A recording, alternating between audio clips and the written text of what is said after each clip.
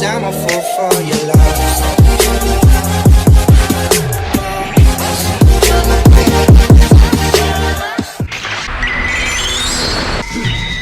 Garis besar di sini. Nah, kali ini kita akan bahas satu serial yang baru rilis di tanggal 31 Agustus kemarin. Yang gimana nih, kalian semua udah pada nonton atau belum untuk live actionnya? Dan nontonnya apakah langsung premium di Netflix atau kalian tim bajakan alias di Idlix? Dimana dari beberapa hari setelah perilisan live action ini, saya mengecek untuk ratingnya di Rotten Tomatoes dan beberapa rating movie lainnya yang sebenarnya ini cukup tinggi banget. Bahkan pernah mencapai 98,21 untuk engagement score dari live action ini, dan di Tomatometer bahkan di 83%, yang sejujurnya ini sangat tinggi sekali, terutama untuk live action yang coba-coba nih yang berharap live action hampir rata-rata fail kan, tetapi untuk One Piece bisa kayak gini. Mana sebenarnya ini series lagi yang bisa dibilang jauh lebih banyak yang misalkan satunya udah jelek, wah itu total semua episodenya bakal jelek semua.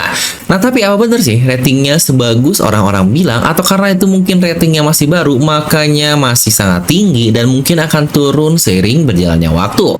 Nah, oke lah, di video ini kita akan mereview One Piece live action Netflix yang menurut saya sendiri pribadi dari channel Devil No Mi. Tenang, sini kita nggak akan banyak spoiler kok, jadi kalian masih bisa nikmatin, terutama buat kamu yang belum nonton serialnya sampai akhir. Tapi kalau kalian juga nggak peduli sama isi cerita atau spoiler, ya bodo amat lah, kita gaskan saja. Jadi pastikan kalian tonton video sampai habis ya, agar tidak ada informasi yang miss dan juga setengah-setengah. Bantu subscribe juga channel Devil No Mi untuk ke 200.000 subscriber dan nyalakan bel notifikasinya ya. Nah, mari siapkan kopi, nyelum mandi besar, pasang headsetnya, ambil posisi PW, and wadidaw.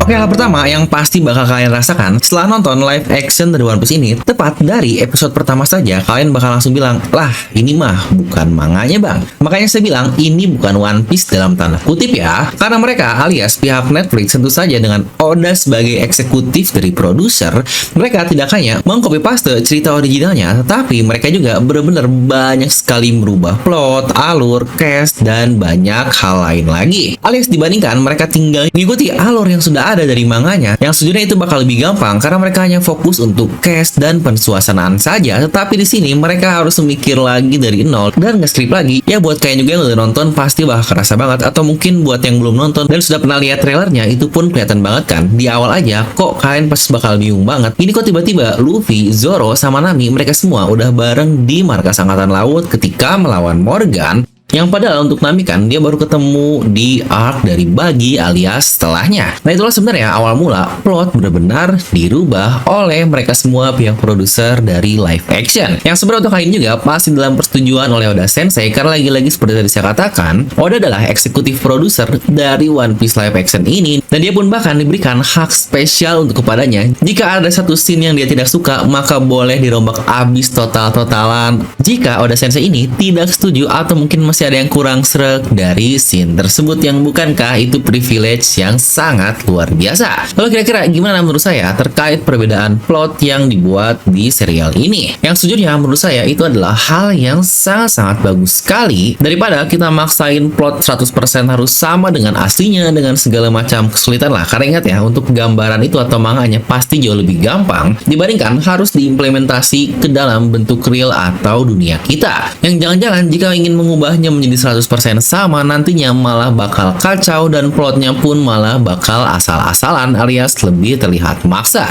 Tapi yang paling penting, walaupun plotnya berbeda, core atau jantung dari serial One Piece ini benar-benar tetap kerasa kental dari live action yang ada. Yang sejujurnya ini benar-benar terasa gabungan antara keunikan manga dari serial Jepang yang dipadukan dengan movie-movie di barat sana. Makanya ternyata banyak sekali bumbu-bumbu drama serial banget yang Netflix tampilkan di live action ini, yang mungkin buat kita bakal terlihat cukup klise ya. Contohnya saat Zoro sekarat, semuanya benar-benar nyeritain nemenin Zoro dengan sebagai drama yang ada, tapi lagi-lagi itu sebagai bumbu biar mungkin lebih sedikit klise buat kita, atau mungkin buat sebagian baca lain atau audiens lain yang terutama tidak mengikuti One Piece akan lebih relate. Tapi kira-kira apakah itu semua buruk terkait klise-klise ini? Ya sejujurnya menurut saya memang kurang cocok di serial One Piece, tetapi lagi-lagi karena porsinya sangat pas alias tidak kebanyakan alias tidak nggak ada juga. Jadi menurut saya untuk bagian itunya pun sangat cocok sekali. Yang seperti yang tadi saya bilang, untuk mereka-mereka yang tidak mengikuti One Piece, jadi bisa lebih relate atau lebih mendalami kenapa mereka melakukan hal tersebut. Lalu juga hal luar biasa lagi yang kita dapatkan adalah vibes dari live action ini. Definisi sinematik yang bener-bener cakep banget lah. Udah kayak film-film petualangan yang sangat epic dari serial-serial yang lain. Yang sejujurnya untuk One Piece ini harusnya butuh banyak penyesuaian kan, karena One Piece adalah suatu serial yang mentemakan lautan dan dunia, yang berarti semuanya benar-benar sangat dinamis sekali. Tapi lagi-lagi, walau vibes-nya tidak 100% sama, spirit dari One Piece sangat kental sekali, jadi kita tahu lah jika oh ini adalah serial One Piece. Nah menariknya, struktur-struktur arc di tiap episode yang ditampilkan di live action ini sangatlah berbeda, yang benar-benar baru kita dapatkan di bagian sini. Terutama seperti hal-hal baru dari dialog, alur, plot, potongan-potongan karakter, dan berbagai hal lainnya. Ya walau memang tetap kata-kata yang sangat penting dan sangat relevan sekali, akhirnya mereka sampaikan juga di live action ini, seperti saat Zoro dikalahkan oleh Mihawk, yang sejujurnya itu kata-kata yang sangat wajib sekali. Karena bukankah itu adalah hal yang epic dan sangat penting juga. Dan yang mungkin bakal kerasa beda banget, tentu saja kalian bisa langsung terkait kakek dari Luffy alias Monkey D. Garp, yang berperan sangat banyak sekali di season 1 ini, yang bahkan di tiap episode dia dimunculkan. Padahal kita semua tahu untuk versi aslinya atau manganya, Garp ini baru dimunculkan pasca NES Lobby, terutama untuk di bagian East Blue cuma cover story dari Kobe dan Helmepo saja, yang kita pun masih belum tahu jika siapa Vice Admiral tersebut. Tapi kirain momennya nggak bakal terlalu dalam, ternyata plot jauh pun dibawa ke sini saat Luffy versus Garp di tengah laut, yang doi lempar-lemparan meriam yang seharusnya pasca NES Lobby di kapal Thousand Sunny, ini masih di kapal Going Merry. Lalu juga ada beberapa hal lain terkait cerita Norland yang harusnya di Pulau Jaya, tetapi di sini sudah diceritain. Ya intinya ada beberapa perpindahan scene dan story yang memang baik, tapi ada juga yang terkesan dipaksakan, yang tentu saja menurut saya itu kurang bagus. Ya seperti bagaimana scene berpindah tanpa adanya penjelasan lebih dalam lagi. Dimana untuk contoh tadi terkait Garp yang dimunculkan di season 1 ini, yang sangat ingin sekali untuk menangkap cucunya yaitu Luffy, dimana banyak orang yang tahu kalau mereka adalah kakek dan cucu, tetapi dari bagaimana Garp yang terlihat terlalu memaksakan, dia juga terlalu serius, yang bukankah itu lagi-lagi tidak terkesan untuk kakek kita alias Garp yang sangat santai di bagian manganya. Tapi terkait perannya atau case-nya, menurut saya untuk Garp ini sangat keren banget sih, walaupun dia memang kebanyakan untuk screen time yang diberikan kepada satu karakter ini. Padahal kalau tidak terlalu banyak alias pace-nya cukuplah, kesannya orang akan jadi cukup penasaran apa yang dilakukan oleh Vice Admiral, dan plot terkait dia adalah kakek dari Luffy pun akan dibuat lebih misterius. Menurut saya itu akan jauh lebih menarik dibandingkan seperti yang terlihat sangat dipaksakan di live action ini, jadi rasanya cukup disayangkan saja lah. Tapi kalau masalah set, kostum, wah ini gila banget. Live action yang biasanya identik karakter manga itu bajunya selalu sama dari awal sampai mati, tetapi di sini tidak, terutama emang untuk serial One Piece sih. Oda memang selalu rajin untuk menyajikan kita fashion-fashion berbeda di manganya. Ya mungkin Luffy terlihat sama terus lah dari chapter 1 sampai banyak sekali di akhir sekarang, tetapi secara atau tidak, banyak sekali cover story, color split, cover komik dari Oda sendiri yang terlihat pakaian dari tiap krunya berbeda-beda. Nah itulah sebenarnya kalau kalian sadar, outfit yang mereka gunakan di live action ini, yang sejujurnya menurut saya itu sangat keren banget, karena kesannya jadi terlihat dinamis saja. Kalau masalah set, wah ini nggak usah ditanya lah, terutama untuk Barati yang ini niat banget bikinnya, asli lah keren banget untuk Barati ini dan juga untuk Going Merry. Dan tentu saja dari yang paling penting alias dari sisi pertarungan dan CGI yang mereka gunakan, terutama untuk pengguna buah iblis seperti Luffy dan Buggy. Menurut saya ini adalah hal yang sangat-sangat keren sekali, jauh lebih baik dari ekspektasi yang akan saya dapatkan untuk live action ini. Ya bisa dibilang itu adalah salah satu kekurangan terbesar dari live action ini adalah kurangnya pertarungan yang bagus. Kalau dari sisi koreografi, pertarungan, dan kamera emang keren banget, terutama saat Zoro yang bertarung, wah ini definisi keren parah. Tapi untuk Luffy ketika dia bertarung yang padahal ini karakter utama, tapi dia malah kurang banget untuk pertarungan. Yang bisa saya bilang Zoro dia ngalahin musuh jauh lebih banyak dibandingkan Luffy. Morgan aja bahkan Luffy cukup kesusahan, dan Zoro lah akhirnya yang banyak berperan ketika mengalahkan Kapten Morgan, yang sampai seterusnya pun bagian akhir begitu. Jadi rasanya kurang banget sih. Padahal Luffy adalah MC-nya atau main karakter dengan buah iblis yang cukup terhighlight, tetapi akhirnya dia tidak begitu terlihat untuk pertarungannya, yang bahkan untuk tiap pertarungan juga mereka tidaklah menerima luka-luka yang cukup signifikan, alias udahlah bertarung di dikit aja dan gak terluka sama sekali, dan boom, musuhnya langsung kalah. Yang well ngerti sih, Oda ingin ngebuat One Piece live action ini lebih terlihat real dengan dunia kita, karena beda kan lagi-lagi penggambaran di manga dan implementasi di bagian aslinya. Mungkin contoh-contoh simpel yang kita lihat adalah seperti meriam yang dibuat sangat kecil di sini yang lebih penting untuk masuk saja lah. Lalu onigiri dari Zoro pun bukan menggunakan 3 pedang, tetapi dia menggunakan 2 pedang karena lagi-lagi pasti susah dong pakai 3 pedang di mulutnya. Sebenarnya itu pun adalah hal yang bagus untuk membuat kita audiens bisa lebih relate dengan bagaimana penggambaran di dunia One Piece. Tapi yang paling penting adalah tentu saja terkait keterbatasan dari budgetnya dong. Makanya memang cukup banyak plot yang hilang di season 1 ini, terutama tidak adanya Luffy versus Don Crack, walaupun dia dimunculkan sedikit di bagian ini. Karena kita semua tahu kan, untuk Don Crack ini dia memiliki senjata dan bentukan yang sangat keren sekali, jadi pasti sangat susah sekali untuk membuat pertarungan di antara keduanya, apalagi dengan senjata-senjata yang wah ini bakal keren banget sih.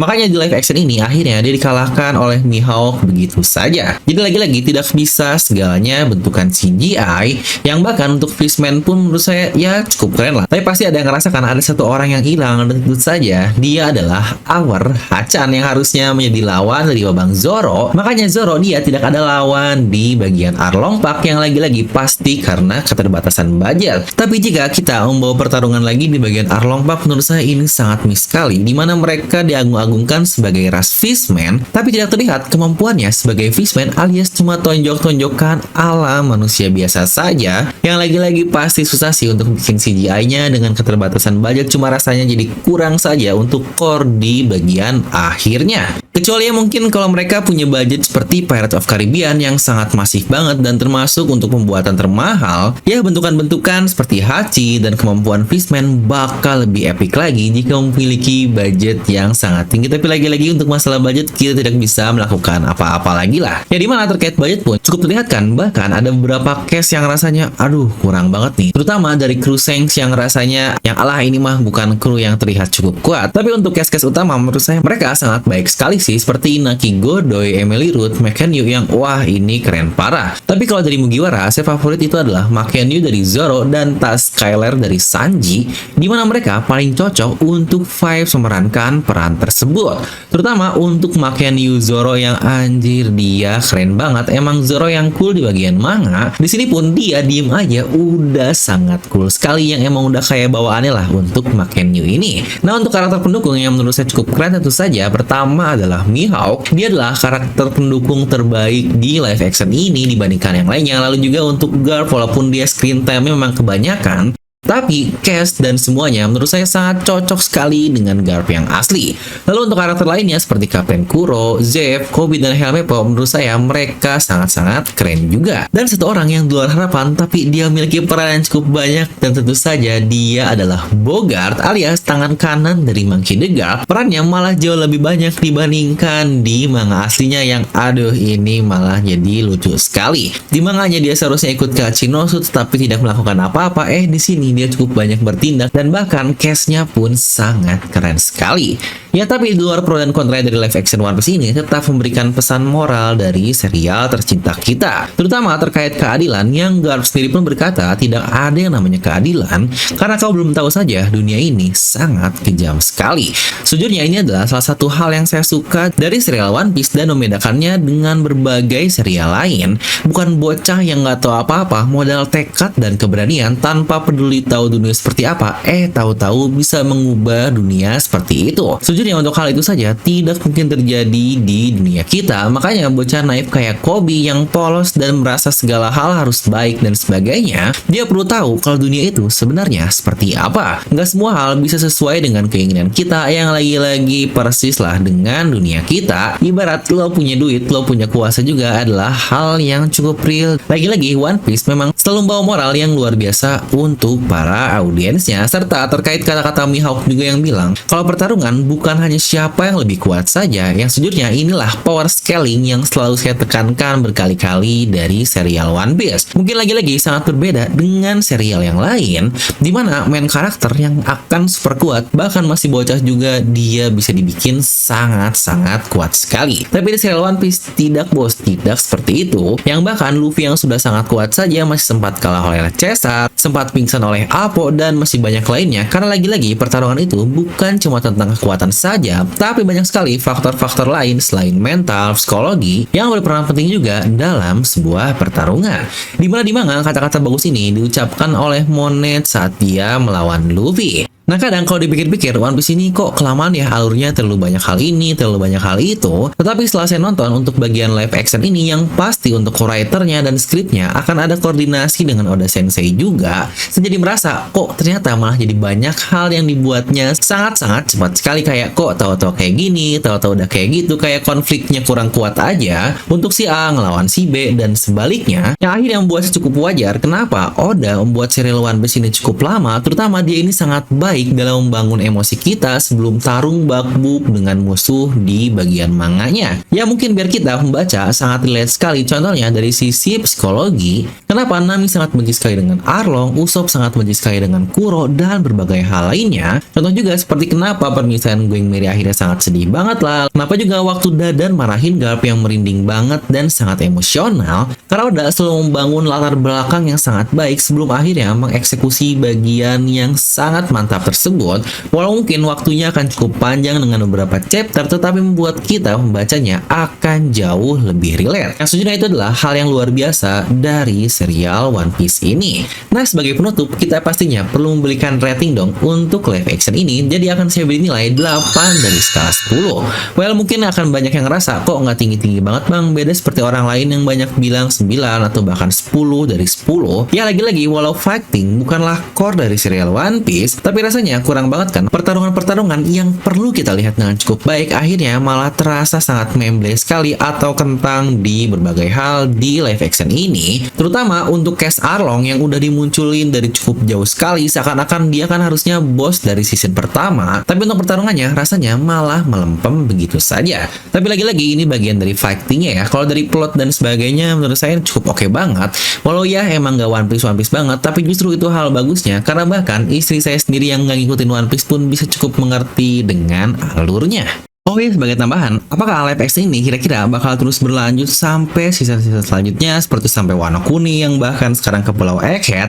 Lagi-lagi rasanya menurut saya ini cukup sulit ya, karena untuk season 1 ini aja beresnya 2-3 tahun. Kita masih belum tahu bagaimana mereka akan semakin menua dan terus bertarung sampai walaupun dan Egghead itu butuh waktu berapa puluh tahun. Yang bahkan dari bagaimana implementasi kekuatannya saja kita masih belum tahu harus seperti apa, yang sepertinya mungkin bakal bisa sampai di atas ya 2-3 season lah untuk live action ini. Yang kira-kira kalau menurut kalian seperti apa, coba tuliskan di kolom komentar.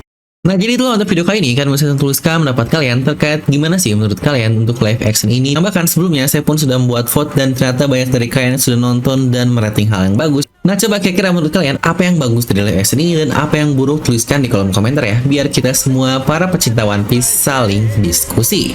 Nah seperti biasa, semoga kalian terhibur dengan video ini. Like aja kalian suka, dislike aja kalau suka, jangan lupa subscribe dan juga share ke teman kalian. Gue Devil pamit and I'll see you guys next time.